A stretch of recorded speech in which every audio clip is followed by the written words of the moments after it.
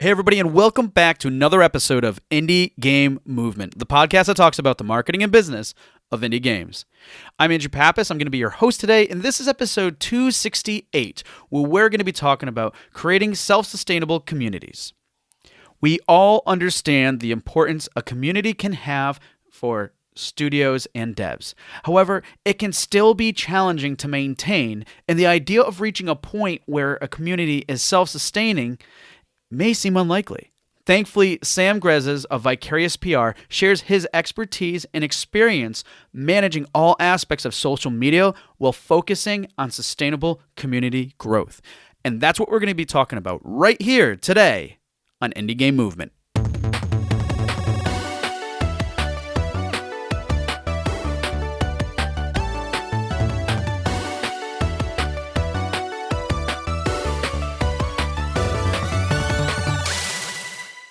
Hey, everybody, and we're back. And today with us, I have Sam Greszes. Sam, how's it going, buddy?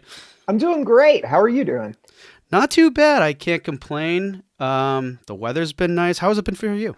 Oh, it's great. So like the past couple days, I live in Chicago. Okay. So long winters here, but sun has been coming out. Like today, it's like 50 degrees. So I'm thinking I might take like a long walk after work today. Ooh, yeah. Try and get some sun. Yeah. That sounds really enjoyable. So, well, hope you get to that walk. But first, we need to learn a little bit more about you. So please, introduce yourself. Tell us, what it is you've done, who you currently work for, and then when you have a moment after that, would love to learn more about, what you do for hobbies or other things outside of work.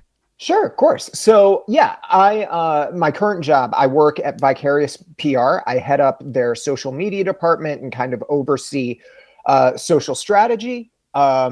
Vicarious PR, we are a video game focused PR firm. We work with game devs of all sizes, solo devs to like big companies like Interplay, and I am in charge of creating social media strategy for them and training my team on it. Personally, like my personal history, I've been a games writer, games journalist for 12 years before I moved to PR and marketing. I've written for Killscreen back when they were around. I've written for Polygon, done work for Game Skinny, Launcher as part of the Washington Post. Games have really been games have always been a part of my life, and so is writing, and so has honestly social media. I've done when I was freelancing, I did a lot of social media work for local businesses here in Chicago, doing brand consultations and curating social media presence and community building and all that. So this job it is amazing, and it feels like it is where I belong. So that's all very, very nice. When I'm not glued to the computer, like scrolling through TikTok and Twitter for my job, you can either find me like playing video games. I've been addicted to King of Fighters 15. Recently was really excited when that came out. I love racing games too. I've got like a racing wheel right next to me right now. Nice. All set up. Yeah. I love video games. Love party games too. I host like remote Jackbox nights with my friends. I love to cook. I am an amateur mixologist as well. Love to, like I said, go outside, go for walks, or runs. I'm also a bit of I do enjoy like weight training. I like going to the gym and lifting heavy objects and putting them back down. It is there's something in my brain that makes me enjoy doing that. So that's me, I guess. That's all really exciting stuff, and man, it just sounds like you're a guy who loves life and all realms. Especially like the social media. You can tell you're really passionate about that, but also with just everything else. I mean, you're someone who sounds like just an awesome person to have a video game party with that can really be a good host. It sounds like. I think that so something that has, if you want to like cast a through line, right, for my whole career, it's about communication and the power of stories, and the power of stories to bring people together, right? That's why I like writing about video games. That's why I enjoy doing social media for video games and building communities around video games, is because like video games, all, even if it's not a story-based video game, you're experiencing a story and you're like telling a story. And it's all based on like building a community around that. So whether I'm like having people over to play Mario Kart, or whether I am, instructing my team on how best to build a Twitter following, it's all kind of the same thing. Or even if I was like, years ago when I was writing op-eds and essays about a game I really like, and how it has affected me, it's all about like that kind of central tenet of communicating and making like real and honest connections is something that's really, really important to me. Both personally and obviously professionally, but it's something I am extremely passionate about. Yeah. I definitely hear you like in your voice about that too. And I think it's something a lot of us can relate to as well. Yeah, like that, the whole community and communication aspect that, games, brings out in everybody. So yeah, well, yeah. And it's the same thing. It's like with any story, whether it's a movie, whether it's a book, whether it's something that happened to you in your real life and you just want to share it with a friend, that kind of, the power of stories to affect change is I think a very powerful thing. Yeah.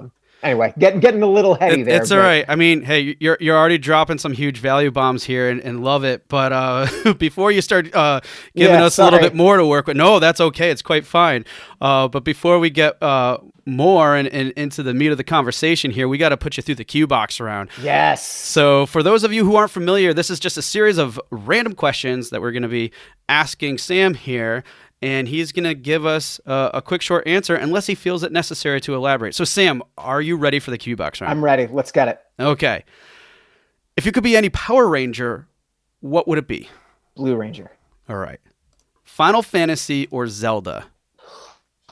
Zelda. Okay. Tough. But... All right. If you could be an animal, what would it be? Ooh. Seagull. A seagull? Yeah. I can fly. I get to hang out at beaches, and I can just if I feel the urge, just absolutely ruin someone's day. Just be a complete jerk. I think that's probably one of the best answers we've had on the show for that question. So I'll have to do a comparison sometime, but that's a good one. All right. What's one habit that has contributed to your success? Sure. And I think this probably won't be a surprise to you or really anyone listening in the past 5 minutes where you've gotten to know me. I have made it a point to always be my whole entire self. And not really, being polite and being professional are very important in things I do, but I being myself and being true to myself and true to my gut instincts about things, both in my professional and personal life, has been really huge. And especially as it relates to social media, when I am often tweeting from a brand account, being upfront with the fact that, I'm a person. I'm Sam. Yep. Hi, I'm Sam. I'm the one tweeting right now. My likes and dislikes, you know how I work. That's been really, really helpful. Both personally and professionally, right? It feels like I get to lead a more honest life. It does mean that people who I don't like, who I don't vibe with, they know immediately, and like, that's fine. I'm not everyone's speed, but I would rather be my fullest self and have people be like, okay, yeah, I mean, well, I'll see you at a party, but I don't know if I want to be your friend. And that's fine. Take it maybe a little personally, but it's like, it's better to live that way than to try to be someone you're not for the benefit of someone who doesn't want you to be anything other than yourself. Right. Yeah. Again, getting a little heady there, but yeah. That is something I work on personally and professionally. Yeah. And that's a good one too. I think just overall, because again, like you said, like if you try to be something that you're not, well, it's not going to work. It's not going to work for you or anyone else. I was going to say the best case scenario there, again, personally or professionally, you make a friend by trying to be the person you think they want you to be. Eventually you're going to realize you don't really connect on anything, even if the friendship like grows. It's going to take a lot out of you. And I mean, the same goes professionally, right? If you pursue something that you're not quite sure of, you're not sure is right for you, and you force it in order to just do it, like at some point, that's like, it might not blow up in your face, but at some point it's going to get exhausting. Yeah. Right. And I have a very quick random plug here for Attack on Titan and I'm not going to ruin anything, but there is a prominent character in that where they have some very crazy issues going on because of that same thing. They're trying to be someone who they aren't, or they want to be. And it just, so if you're into Attack on Titan, check it out. It's much later in the season, but it looks like Sam here knows what I'm talking about, I think. Be true to yourself. Yeah. Is the thing. Be true the to bottom yourself. line. Be who you are, and people will flock to you and love you for who you are. Love it.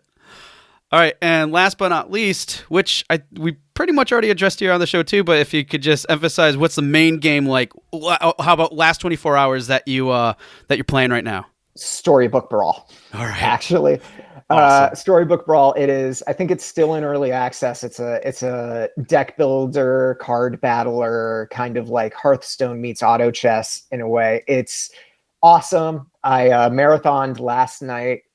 Before the rankings reset. So the rankings reset it every month, and I was just below the top one. And literally right before midnight, right before the rankings rolled over, I got to the top. Got to the top rank. So feeling pretty good about that. Nice. Well, kudos on that, and thank you for sharing all that information about the Q-Box round. It's it's really good to hear that in general, just to be a little bit more in depth with some of these answers too. So I do appreciate you, just being yourself and sharing that. Thank you. So I've got 32 years of practice. It's something I can't be anyone else. Awesome. Well, now that we're out of that, we're going to get into the meat of this discussion. And as I mentioned previously, we are, talking about creating a self-sustainable community. And to kick off this discussion, I think it's important to kind of, identify community, right? Because like having a community can mean a lot of different things to people. So I was hoping, Sam, if you could break this down for us in terms of, what a community generally consists of. Sure. So the first thing is kind of like you alluded to, it depends. A community can look like a lot of different things, especially if we're talking about social media and online community buildings, right? The word community itself means a lot of things to a lot of different people. In the gaming world, your community is the people who play your game. And that's key. And starting from there is super key. This means that even if you don't have a Twitter account, even if you don't have a Discord, even if you're not on any social media, as long as you have a player base, you already have a community, right? Ask all the fans of Mother 3 out there, right? ask all the people asking Nintendo for a new F-Zero game out there, right? Yep. Like you don't need a social media presence to have a community. That said, when we talk about community as it specifically relates to social media and community management, when we talk about community, what we're actually talking about is creating a space for fans of the game or brand or whatever, to come together and interact both with one another and the people actually involved in like people who work there, right? Like people who, like the devs or community managers or social media managers, what have you, people who actually have like an in to the making of the product or game, or again, whatever we're talking about. This can range from something as simple as like a solo dev having a Twitter account where they share patch notes and just release news, to something as complex as like a full bore social media and community management system where you have a team of like dedicated moderators across Discord, Twitch, and elsewhere, as well as like postings on Twitter, Facebook, Insta, TikTok, wherever you want to be. The thing about community, right, is it's a pretty vague word, and it can mean a lot of things. There is no one right or wrong way to build a community, right? Because a community is made up of individual people, all of whom have different likes, dislikes. We're all individuals. There's no one size fits all community here, right? What a successful community for one game looks like doesn't necessarily, it's not necessarily translatable, right? Yeah. And I love that you called that out, because I understand a lot of people entering this can go in with like, ideas on what a community is, or feel that they have to do something a certain way, like, oh, everybody says Discord's the way to go, so maybe I should do a Discord. And I think when that happens, or if they don't look at it in terms of from their own perspectives, what is best for them, they start doing things that either they're not comfortable with, they don't know how to do, or there's any number of things that can come up that can make this community, the sense of community, almost, maybe not the best word, but problematic for them. Yeah, I mean, the thing is, it's like if you're a solo dev working on a project where it's just you, and you're making a single player story based like action game, right? There's no, I mean, unless you want to do something very specific with a Discord, like it might not make sense to set one up if you don't have time to moderate it or to like grow it.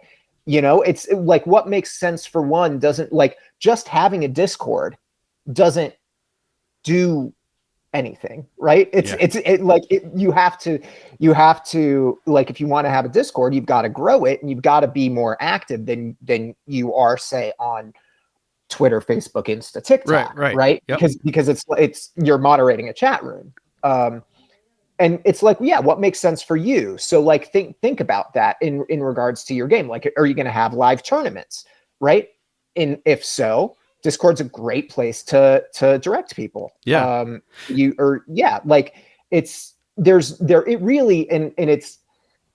I know it's frustrating to hear. There really is no one size fits all like thing. You got to think about what makes sense for your game, what kind of what your ideal community will look like before you start growing it. And that's a perfect segue into the other area I want to discuss, which is basically maintaining a community. Because I think what it comes down to in a lot of these cases is not knowing what you want out of that, but also, what kind of expectations you should set. So with that being the case, what would you say are proper expectations that studios and devs should set when they decide to build a community? So really good question. And the reason it's a really good question is because there are like 6 questions in that question you just asked, right? It's a loaded one, I know. So yeah. The first thing we got to separate out is community growth versus community management, right? Those are 2 very different things. And you always want to start with community growth. There's a lot of overlap between community growth and community management, but they're different things. They're different full-time jobs, right? For instance, I don't do community management. Like at Vicarious PR, we are in the business of community growth. and we train like our clients on like, if you need community management resources, we can like help you find them, but we don't do like active moderation. We focus on the community growth aspect. Now, when I talk about community growth, what that means is, yes, like setting up a Twitter account, setting up a Discord server if you need it, setting up a TikTok account, doing regular posts, and finding your community where they are. So remember when I talked before about like your community generally already exists, even if they don't know about your game, right? Your community is, if you're making say like a turn-based RPG, your community is turn-based RPG fans, right? And the job of community growth is finding them where they're at. And, the way you can go about that is doing hashtag research, doing competitor research, and becoming active in those communities and being like, hey, we got a pretty cool game too. Come check it out. There are a lot of different ways to go about that. You have to grow first before you go into like community management, and kind of like getting into that step. If you want to go all in on community management, it is a different skill set from just doing good tweets. Creating, fostering, and moderating live communities is really, really hard. And like, they're all legitimately full-time jobs, right? Yep. People do this full-time and they don't do the other parts, right? Because it's a full-time job.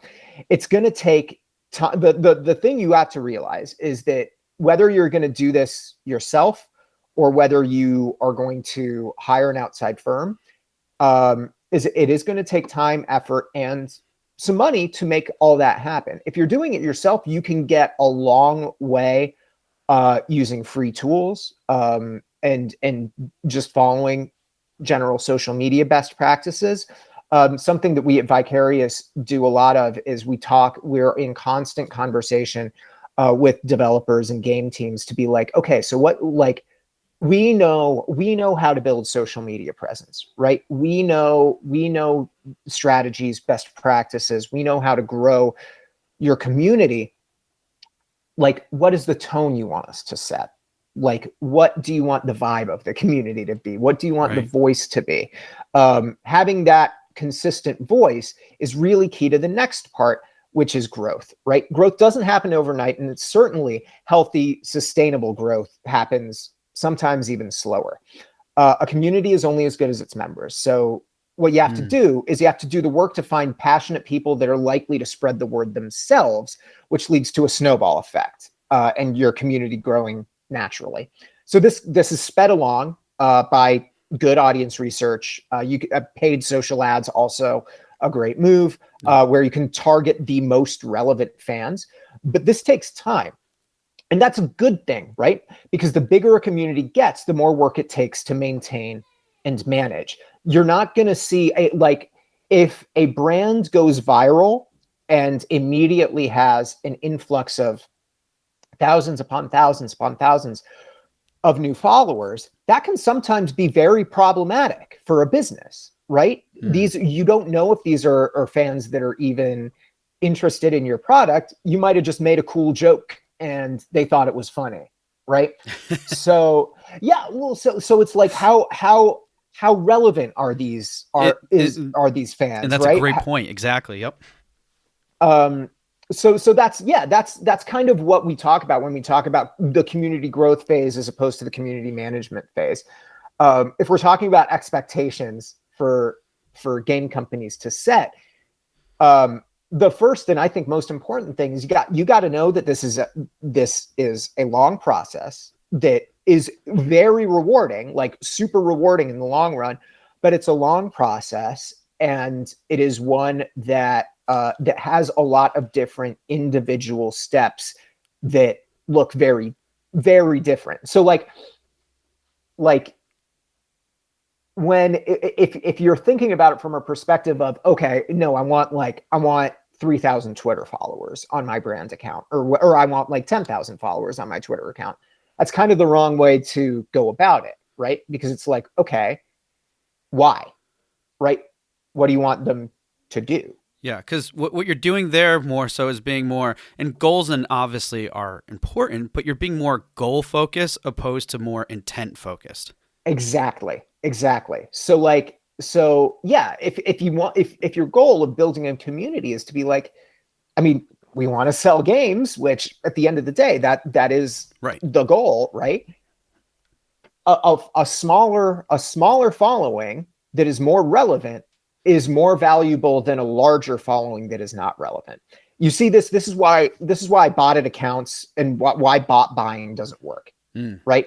Is just having a huge amount of followers is no guarantee that you'll even get visibility or that your game will sell well. Having a smaller community that is more active, like likes your posts, replies to your posts, sends a lot of messages on Discord, interacts with you, is a sign that okay, these are the people that are actually like stoked about the game, have pre-ordered it, or are likely to like wish list and buy it, right?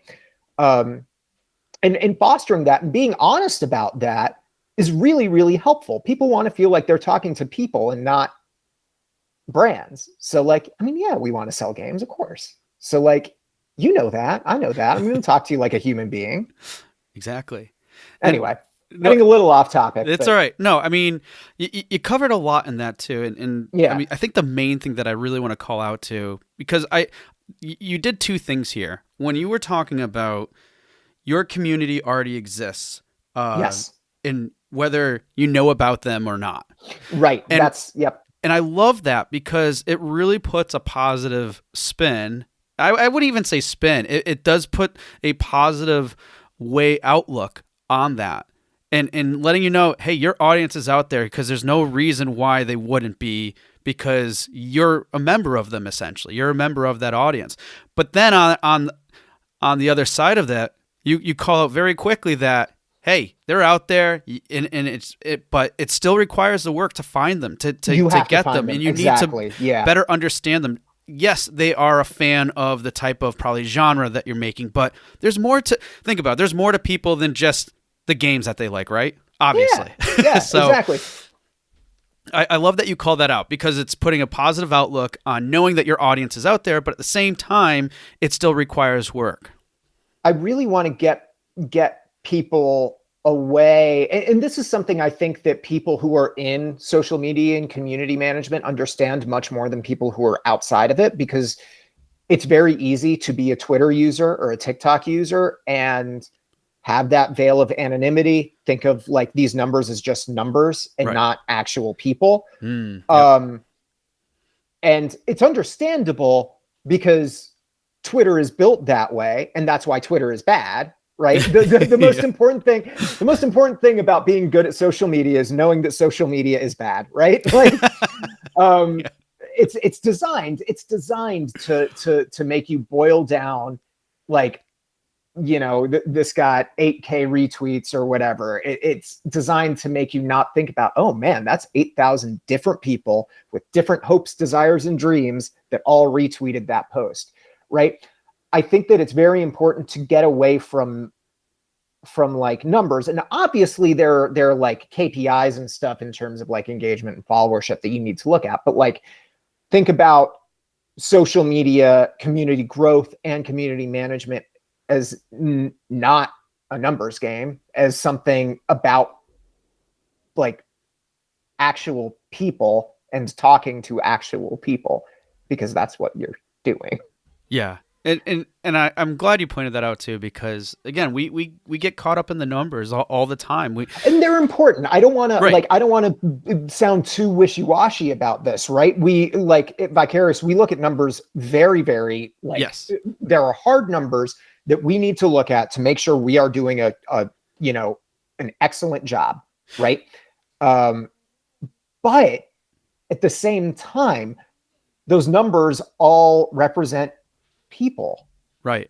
And I think that's where it can be really helpful is identifying and having ways to look at, okay, these are the KPIs, but also how do they translate into the fact that these are people? And because they're people, what are those strategies that come out of that too? And then how do the two relate with each other? And I think that's usually where the disconnect happens, because it's either numbers, or we see the direct end result of the numbers, or we see the direct result of the people being like engagements or whatever. And then, but because they're not necessarily, they're two separate entities, we look at them always as two separate entities. But then when you start taking the data and marrying it with the engagements, that's when you can start making probably better connections and more effect and reach better decisions with how you go about with your management and growth and everything else like that. Exactly. You start to see like one of my favorite things about social media is finding the people who like turn into regulars on your account. Yeah. Like whenever I get a like from a regular, it's like a little heartwarming. Yep. It's like, oh yeah, I know you. You're dope. You're really cool. Thank you for liking my content. Like, and that's really nice, because like those are the people that spread the word through grassroots word of mouth. People will trust them more than they trust you. And that's okay. Absolutely. Now, I know we talked a lot about, not a lot. We talked a lot about a lot of different areas of that too. So again, it's all right. It was a loaded. All of these things are so interlinked. Yes, they definitely are. It was definitely a loaded question. But in terms of, so we talked about setting expectations, and real quick, I just wanted to go, and you mentioned some, and I apologize for not being able to call out on some of them, but what are some basic strategies, would you say, in terms of maintaining a community? Because I know these things are going to really be helpful in our next conversation that we have. So let's break it down, because I did go over like a lot of them in what I just said. To really put a pin on it, there is one effective strategy to build and maintain a community, and it is to listen and engage with your audience. Your community will usually tell you what they want and need from you if you ask them and treat them like human beings. Being active in your replies on Twitter, thanking your fans for support, building relationships on Discord and Twitch, really, really, really honestly getting to know the people who make up your community is key, because then they'll get to know you better too. Is like I was saying, like a lot of times in this industry, it's easy to think of a community as a monolith and just one number. And it's not. It really is a group of individuals. And this means it's important for you, and for me and my team and anyone who works in this industry, to drop the veil and show that you're an individual too, with your own hopes, dreams, likes, dislikes, whatever. Brands aren't relatable. Brands are not relatable. People are. This is why, like the Steakums account that went viral a while ago for like actually being a person and talking about all that like political stuff and justice and stuff like that. And having that like millennial ennui on the Steakums account, that's why it got so much traction. It was done by like an ad agency, but it was done by this one person being honest and upfront about like what their life is like. Also, here's Steakums. It's a lot easier to build a community when you do the work to get to know people, which means that you also need to be comfortable, at least somewhat, with putting yourself out there and dropping the veil of being like, my name is Elden Ring, and this is why you should buy my game. It can work. It can work if you're already ginormous, right? But if you're really trying to build something, you got to connect. You just got to connect. And I love that you said that too, because another example I've seen recently, for those of you it was a campaign for Mudwater. And this is just like a kind of a natural energy supplement drink, right? And what's really cool about this ad I saw is on YouTube, which was this guy was talking about or it sounded like the owner of the company putting himself out there, and they're pretty much they're. I think the original campaigns are really focused about like finding pain points in people and providing a solution with their product, right? With this energy drink. But the new one they're releasing is basically the owner of the company saying how tired, stressful, and everything else he is, and it's like a 3 or 4 minute ad. But it got my attention, and as I'm watching this, that I'm like, wow, I really wonder where they're going with this. And then you find out it's actually to pitch another product that addresses everything. But man, I am so much more relatable to that person. Yeah. And it really got me thinking about that product more, whether I would purchase or not. I mean, here I am talking about it. But to your point, and to what we're discussing here too, and nailing that down, like that. Look, we like to think of ways of being very tactical when it comes to like strategies and things like that. But Sam here really pinned it perfectly by saying, listen and engage. Just listen and engage. Please, I'm begging you. I'm begging you. And I'm sure Sam can back me up on some of this too. But the engage part's pretty straightforward. Talk with people and you know, make yourself known in that respect. But on the listen part, it's not just about, because some people might be thinking, well, if there's no one in my community right now, then, but it's not the case. It's like, well, where are they going? Where are they hanging out? Exactly. Talk to people, ask questions, and then listen to what they're saying, because active listening. Yes. Active listening. And then, because what they're saying is going to be so helpful in helping you decide on what's the right path to take when you start building your community. Yep, for sure. Okay. Well, I love that you nailed down that point, because again, like previously to before going into that, it's people can think of so detail oriented, but that's how we get lost. So that's the thing. Getting lost in the details of social media is very, very easy. And like there's so many ways you can kind of dilute your message by doing that. Like the one thing, and this is something that is always true. The one thing that an algorithm, like an ever-changing algorithm, the one thing that will always be favored by an algorithm on social media, no matter how much it changes, is you being an honest, open, entertaining voice. Yeah. Right. Absolutely. Like that is one thing that is algorithm proof. Right. Yep. Google says it it doesn't matter who it is. It's wow. That's a good one. And that's a really good way to look at it. It's that universal outlook, but you're absolutely right. Yeah. Yeah. I mean, it's at once it is simple and incredibly difficult, right? Because you have to figure out the best way to be, your honest, most engaging self. Right. And that comes with finding your brand voice and doing your research that way. But yeah, at the end of the day, if you get too mired in like things like, okay, so what's the best way to phrase this call to action? How do I best show off XYZ? How do I get people to, you've already a little bit lost the plot, right? Because people don't go on social media because they want to see calls to action. People want to get on social media because they want to like talk to their friends or like see cool new stuff, right? Yeah. And it's funny because those things are still important. You're still going to see them pretty prominent in like articles and everything that's out there in terms of information. But what Sam is saying here and what we've been talking about too is we'll lead with the intent and then work on the optimization, the call to actions, whatever else is needed for that. So yeah, exactly. Just don't get lost. Again, like finding out the best way to phrase a call to action, specifically because calls to action like are such turnoffs, like very, very important. The important thing is that you don't lose the plot of like, it's still you. Right. Yeah. And it's still your voice doing it, because that's what changes it from, hey, come buy this game to, hey, I worked really hard on this. Right. Check it out. Yeah. You know what I mean? Like, and the difference there, and you can see it too.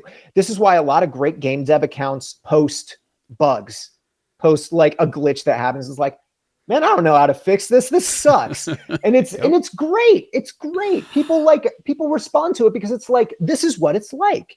I am now invested in this because I'm rooting for you. And it's funny because I know there's like, there's this, and I've seen it on Reddit all the time where people are like, well, I've been told that this is a good way about doing it, but then I'm also conflicted because it's not a proper representation of the product and stuff. It's like, well, nothing will ever be. Yeah, right. until you can't, I mean, you can't distill a game. You really can't distill anything. Right. Unless it's try so hard an art print, right? Yeah. You can't, like, it's tough. Yeah. Well, I really like this discussion here, but I do want to move on because I think we have a good grounding here in terms of the type of expectations we should be familiar with, and then obviously a very simple, but still it can be hard. It's simple, hard. Which means it's not right. Simple and easy are two very different things. Yes, simple and not easy, but a good strategy to go about it with, listening and engaging with people. But now let's like shift the conversation a little bit to creating self-sustainable, because that's really what we're here to talk about, and that in itself, I'm sure, can be a challenge too. But in terms of like self-sustainable, I think it's important for people to know and identify and would like to identify like what's the ultimate benefit of having a self-sustained community. Sure. So first, I think it's important, especially for people who might not be aware, especially because social media and community management, we throw out a lot of terms that like you hear it and you're like, oh, I think I know what that means, but it helps to be specific. So let's talk about what we actually mean by self-sustained, because again, general term can mean very different things. Right. For me, when I talk about a self-sustaining community, what I mean is a community that grows naturally, even if slowly, through grassroots, like word of mouth and organic, like engagements, even if the studio, dev, agency, brand doesn't take an active role in trying to grow it. The benefit of building a community like this is that a self-sustained community is always going to be an engaged one. They're motivated to share their passion for your project with their friends and back with you, which can help in like a lot of ways. This increases visibility, this increases sales, this increases the likelihood that popular influencer will pick up the game to stream it. It also means that your self-sustained community, when you get to that point, will likely have already like moderators and like admins who are just fans of the brand, who are not people who are working at like the studio or the agency, who are motivated to and excited to help grow the community as well, right? A self-sustaining community is a community that wants to grow on its own. Yeah, and I'm glad you identified that, and because I think sometimes people have this idea or about what that may be, and then they start get a little bit lost in what that can be in terms of, especially when you're talking about growth. You're thinking, self-sustained in terms of, I set it and forget it, and I don't think people think that way, but I'm sure it does come up, or at least the idea of, hey, that'd be nice, but it's not necessarily the case. No, right, exactly. Like when like if you take a set it and forget it role, your community very quickly becomes like not sustained anymore, right? Because flat growth on social media, unfortunately, that's not flat. It is a decline, because if you're not growing, you're not feeding back into the algorithm, and then all those other things. But still, all those other things. But and that's, I mean, well, I was just going to say that's why, again, that core strategy we identified is so important, because it's still, regardless if it's you create a one that you're still maintaining or a self-sustainable community, it still comes down to that core element, which is engaging. Right. And when you engage in this way and you find the most motivated fans and the most relevant fans, and you build your community on that foundation, and that's where you build from. Again, this is my job. This is my literal job. That translates into long-term community health down the line, right? It makes the community, if not completely self-sustainable, much more self-sustainable. Now that's a good point. And what I want to do too is like let's take this in another direction too, because I know Sure. numbers are still important as well, right? Yes, absolutely. So creating the self-sustainability based off of what we just discussed, how can that also contribute to results or other goals that devs or studios have? Yeah. So like a self-sustaining community, it seems so obvious to say, but it's stronger because at the end of the day, it's not built on the brand itself saying, hey, come play our game. It's great. Promise. It's built on recommendations from like trusted friends who don't actually have any stake in the game's success or failure, right? Their goals are to like share a cool thing with a friend or build a community that they care about. That carries a lot of weight. Those recommendations carry a lot more weight.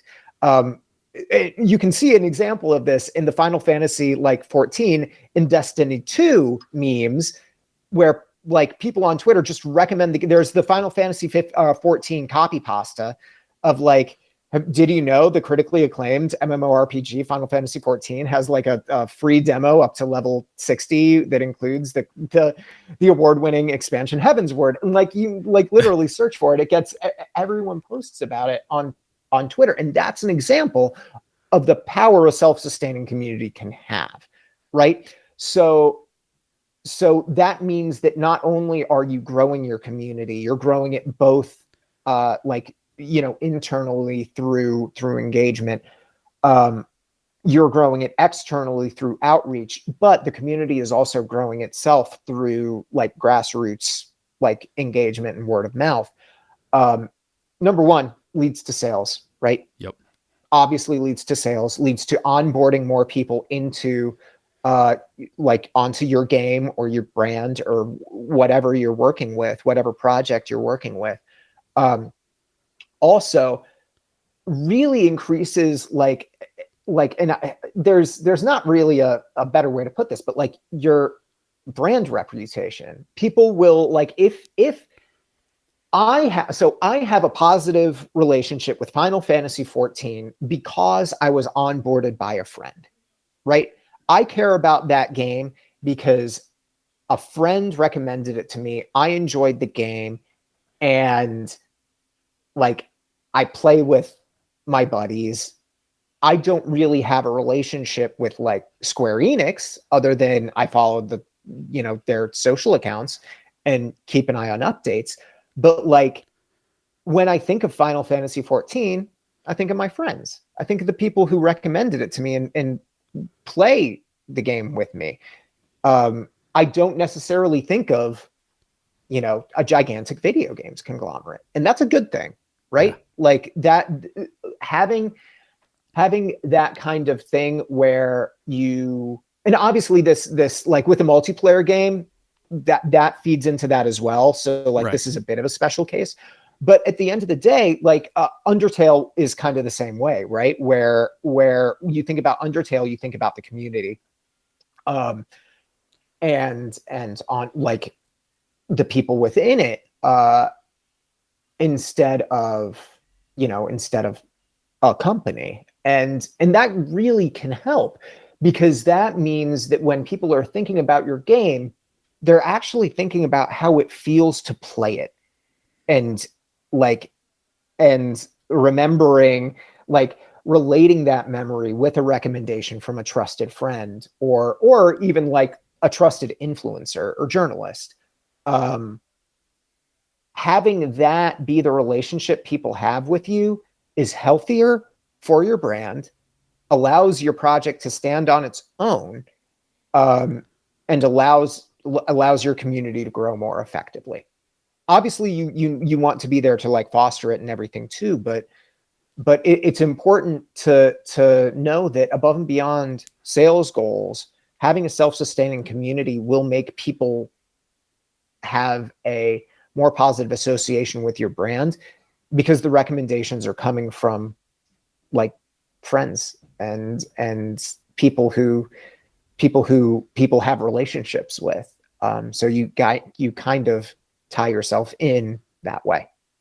Yeah, I think that's a really amazing point you made from, your personal experience with Yeah. playing Final Fantasy 14 Well, because I'm sure everyone has a story like that, yeah, they right? they most definitely do. In fact, I just wrote an article this morning about relating to a different topic, but it still talks about that same exact thing in terms of like relatable content or just having that relation and understanding that games and how we are as a essentially a global gaming culture have all our own different experiences, whether related Exactly. directly to the game or not.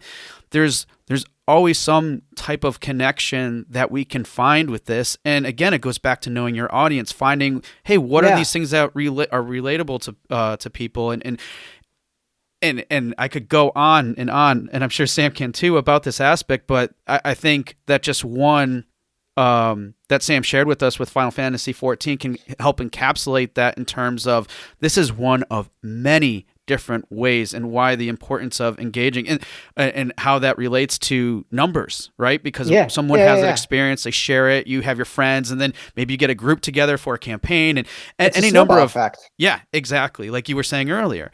And and now going back to numbers real quick, and Yeah, just to make sure. a quick point here, Yes. I think it's all like you said. This whole creating sustainability with your community and everything takes time, and for people that might be harder to get away from the numbers, I think it's probably important too to not just look at always bottom line numbers or at least in a short time frame because a lot Yeah. of the things because of community building can be in a way so nuanced, looking at things over time to be like, okay, we started here and it might not be exponential growth or immediate growth, I should say.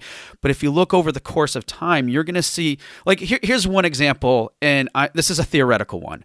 Let's say you don't do anything with your website other than you have basic information about your game, right? Hmm. But then in time, you really focus on community development and everything. And if you happen to have Google Analytics set up, you could probably see over time that your organic traffic and everything else starts going up. Yes. And I am pretty confident that would be the case, but let's just say you don't touch your website or do anything with it. I'm almost guaranteed that you would see that path going up and you could Yeah. attribute it all to that activity. And that's just one example, I'm sure, of Yeah. many how results, how numbers play into or is an effect of or end result of that community building process. For sure.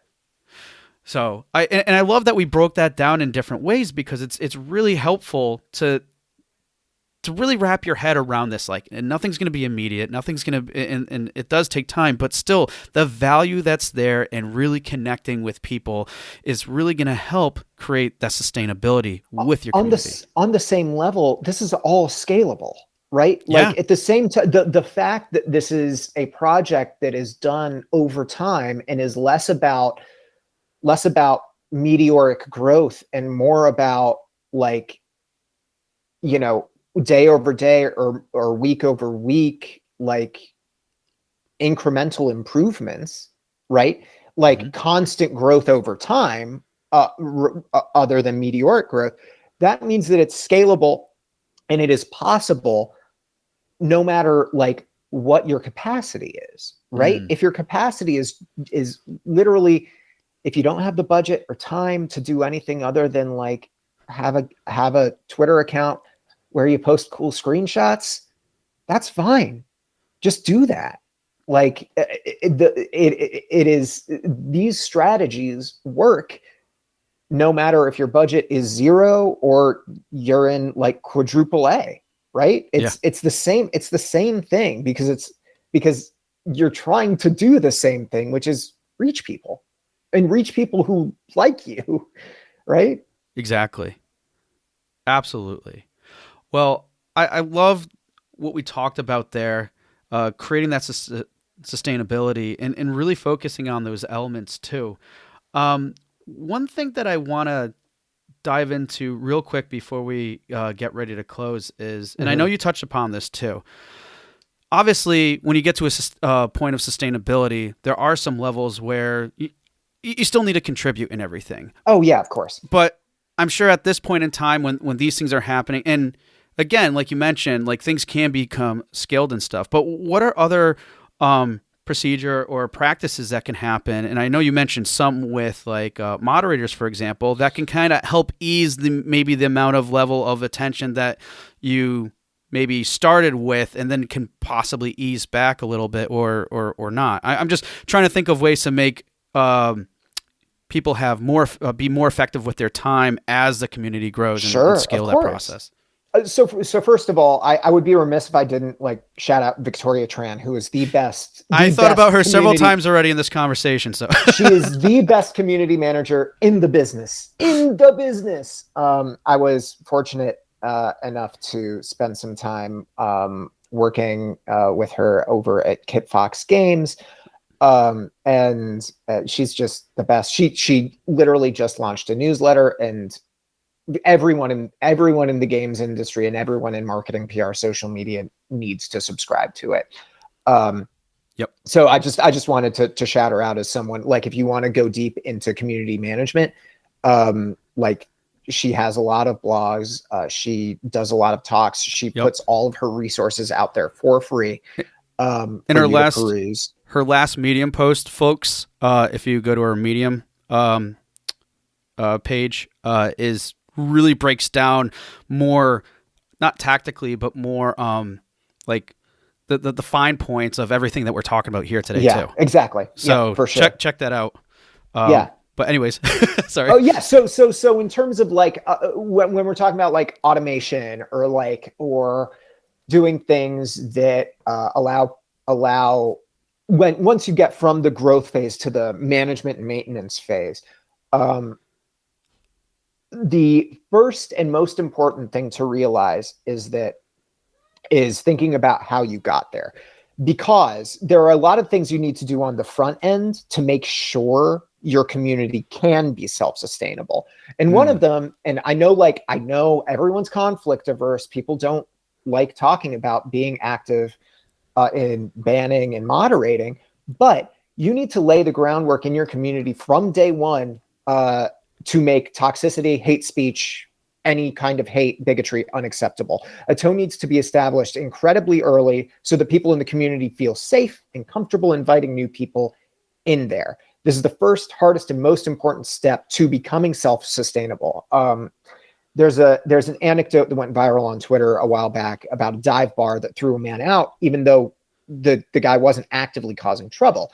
The bartender did it because they noticed like hate group insignias on their vest, and immediately threw them out of the bar, saying that, like, if you don't kick people like that out, they bring their friends. The toxicity festers and grows, and suddenly they start causing trouble. And suddenly you realize that, oh, my whole community is causing trouble. How did we get here? Right. And you need to be really active on the front end to make sure that those steps are taken, so that once you get to the maintenance phase, your moderation, not that it's more lax, but the tone is set, right? Right.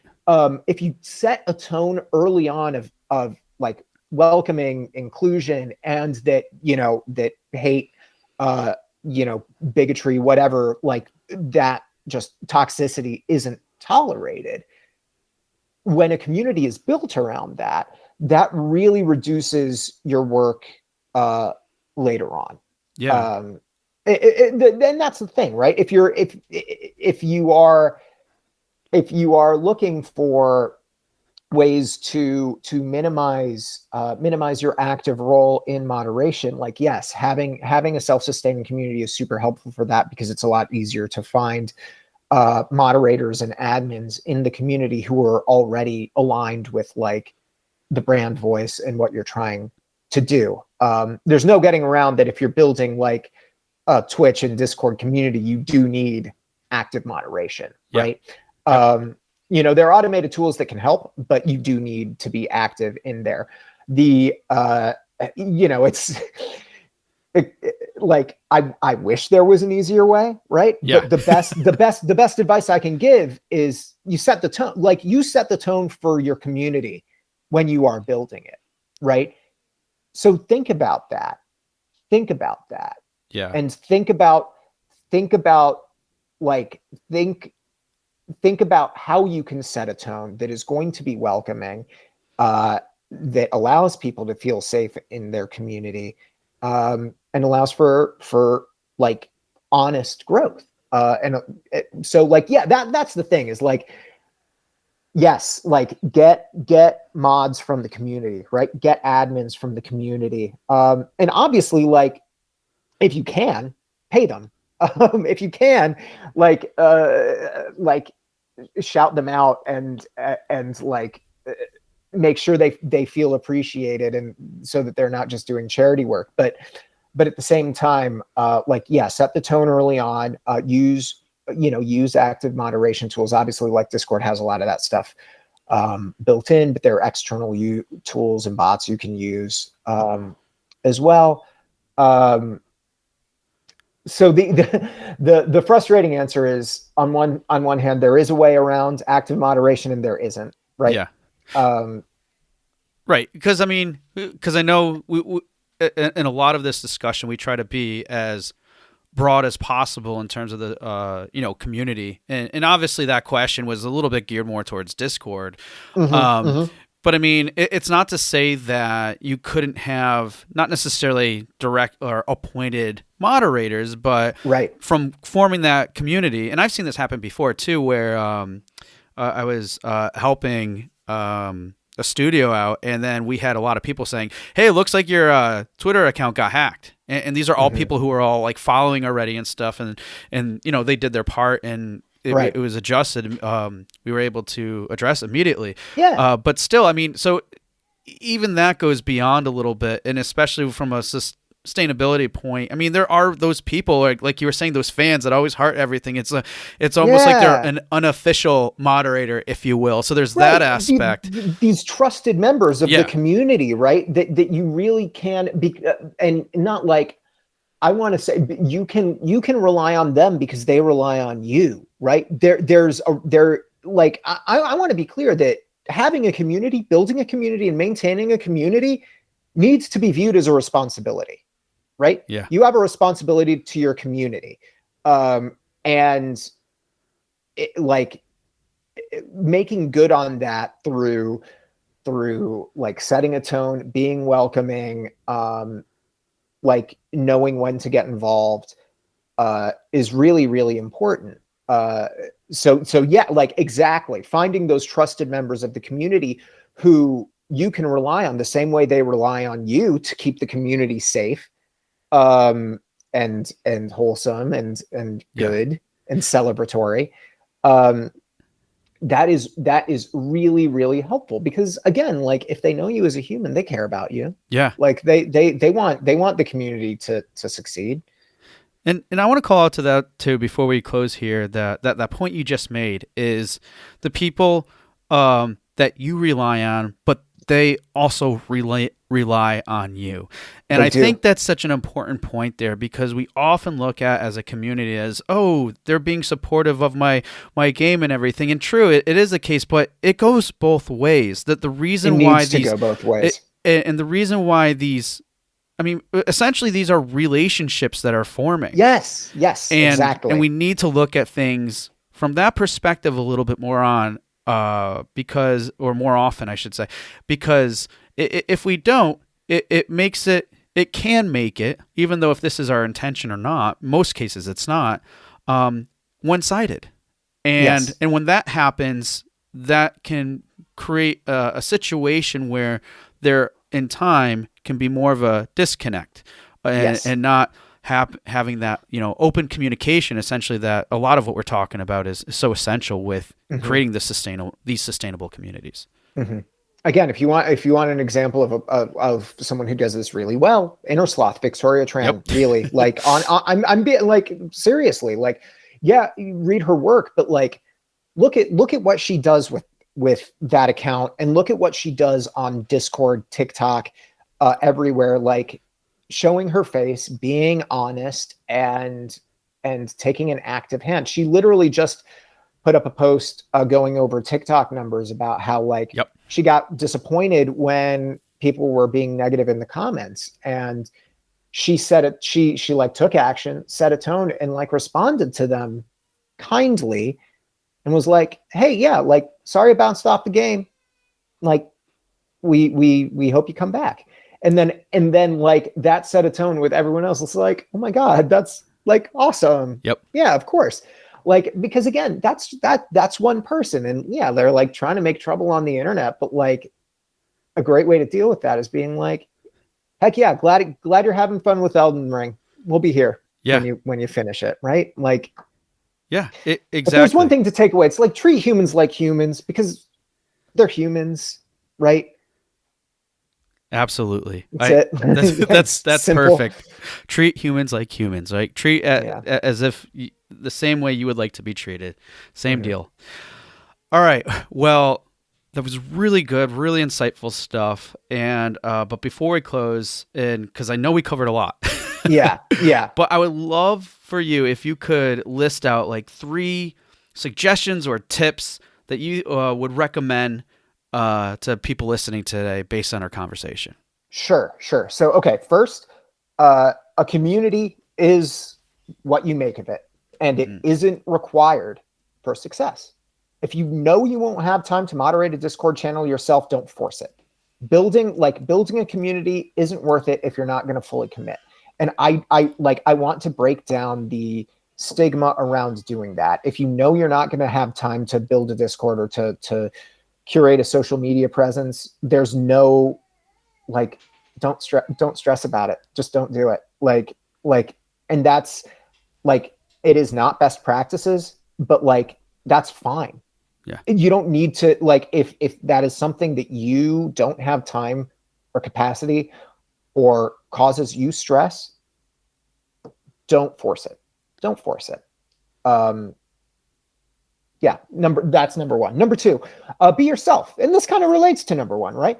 Whether your community is a wide-reaching one that spans Twitch, social media, Discord, and in-person meetups, or if it's focused on just 1 or 2 social channels, the best way to build a community is to allow people to connect with you. This lets them care about your project and gets them invested and allows for relationship building. And lastly, listen and act. You need to be approachable and reach out actively to community members and act on their concerns. Yes, even if that means banning somebody. No, so true, and such great points too. Obviously, we covered a lot of those in detail, but it's really good to like summarize those up and to keep those close to you as you're building your community and working towards sustainability. Yes. So, I recommend that everyone, right? Everyone should make the effort to build a community, depending on how much capacity you have for it. Right. Again, like I'm saying, all these tips are scalable. Yeah. You can apply this to a personal Twitter account that you're using to promote like a solo project, or like scale it up to something as large as like a fighting game that has in-person tournaments. And like relating it to and organizing that. Absolutely. Well, Sam, I really appreciate our time together today, and I'm sure everybody else listening did too. So, but before you go, we would love to know what's the best way that people can reach out to you, learn more about Vicarious. Please drop us some links here. All right. So the Vicarious website is vicariouspr.com. Please visit it. There's an IndieGame resources, an IndieGame marketing resources blog that is up there. There are 3 posts, I believe, there already. We have more coming through the pipeline, a lot of them focused on social media and community building. If you are interested in what we do, you can always email us at services@vicariouspr.com. And also, like, if you want to see the good tweets that I do for Vicarious, you can follow us on across platforms at Vicarious PR. And how about yourself? If anybody wants to reach out to you directly or anything, what's the best way? Sam at vicariouspr.com. Okay, sweet. Well, Sam, again, really appreciate our time together. This is such a awesome conversation, and for me too, because this has been top of mind in terms of like sustainability and everything else. So absolutely love our time together, and thank you so much for being on the show. My pleasure. Thanks so much for having me. Hey everyone, thank you for listening to another episode of Indie Game Movement. I'm Andrew Pappas, your host, and the show's producer is Mustafa Price. If you enjoy and value the show's content, you can support us even more by going to Patreon and visiting www.patreon.com/IGM podcast and select the tier that best suits your needs. Show notes for this episode can be found by visiting rengenmarketing.com, the number episode of the show. Rengen Marketing is a consulting marketing company that helps indie devs with their marketing efforts. Whether you need guidance with your game's marketing strategy or could use a free marketing plan template, then please visit www.rengenmarketing.com and take action. A special thanks to Dakota Saw for Season 2's opening theme and Melissa Gellis for the new logo design.